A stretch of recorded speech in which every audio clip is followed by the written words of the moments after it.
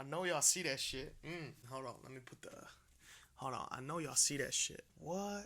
Damn, sponsor held me down, son. God damn. This episode of 31 Nights and 31 Frights is brought to you by Light Club New York. You see this shit? You see this 3M? This shit is so fire. Look at that shit on the sleeve and all that. Links down below. So being that I'm from the Bronx and I love horror movies, and I know people who are either in or were part of this production, I have a very complicated relationship with this movie. This is Vampires vs. the Bronx, a 2020 Netflix original that dropped literally days ago, and I've watched it like 3 times already because I wasn't sure how I felt by my first watch, and I'm kinda still not. Let me sum it up as simply as I can, right? This movie is presumably much easier to watch for Netflix's 180 plus million subscriber base that is not from the Bronx, right? But I am. I grew up on 167, came of age on 188th and Webster, and I live in Morris Park now. I haven't seen every corner of this borough, but I've seen quite a few of them, alright? And it's obvious who is not from here by how hard the non-Bronx native cast tries to sell the lingo in some of the dialogue. The Kid Meadow is in it, and his character is the best example of an authentic portrayal of a person from the Bronx because he's from the Bronx. He doesn't have to sell it because he's just being himself. But other characters try way too hard to do this Bronx shit, and it's super jarring. Like, there's a lot of moments that make me cringe because you can tell how much emphasis is being put on phrases like dead ass when they're being said by non-Bronx natives. I also have trouble with allegory in these kinds of films. Like, it's obvious that this entire film is a flip on gentrification, and the vampires are a real tongue-in-cheek metaphor for it because they're literally sucking the blood from the people in the Bronx the way gentrification sucks the soul out of a neighborhood. Bright doesn't work because it tries to do this in a tone-deaf fashion, and Vampires vs. the Bronx barely works, but it works because the issue of gentrification isn't as difficult to address or as nuanced as systemic racism. The Bronx is historically kind of a no man's land, and gentrification... God damn it. Alexa, living room lights on. I was trying to be spooky for y'all. I was trying to have a whole ambiance, but you see what happens when you try new things? Where was I? Oh yeah, gentrification. It does tend to hit the most underfunded and underrepresented communities.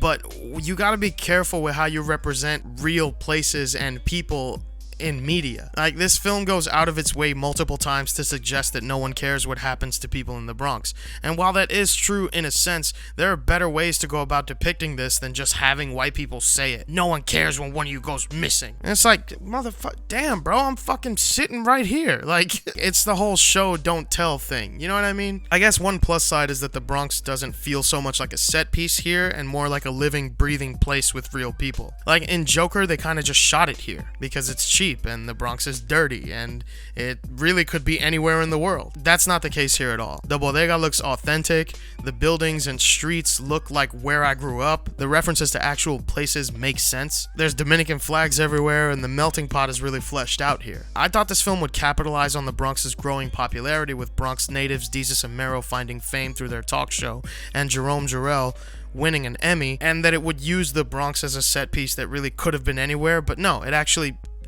fucking feels like the Bronx in this movie. Aside from the Bronx shit, I think it's a fun film that doesn't take itself too seriously, and it doesn't expect the audience to either. Also, shout out to this movie for having a dark-skinned Haitian girl that isn't perpetuating the mean black girl stereotype, and is actually the protagonist's love interest, and she's taller than him, and she rejects him and he deals with it without being toxic, and there's a male adolescent friendship that isn't based on bullying and insulting each other, and displays actual platonic male intimacy. I also love how there's no good white people in this movie. No white savior. Yeah.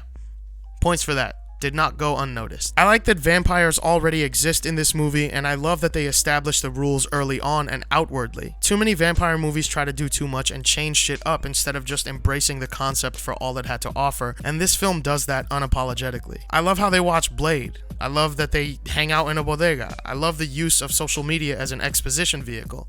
And you can be mad about it all you want to, alright? But don't act like we don't really be out here on IG Live telling everybody everything. So I'm not gonna knock the film for taking the easy way out, alright? And using the whole IG Live thing to keep the story moving in an easily palatable fashion. The pacing in this film is also pretty fucking seamless. There's an actual narrative reason for everything the characters do in this film, and nothing happens because it's supposed to, you know? Also, there's no distracting subplots. Like, even the stuff that seems like it would be a subplot services the main story in some kind of logical way. Is the dialogue kind of corny? Is it a bit cheeky sometimes? Yeah. Is the last fight and climax of the film choreographed horribly?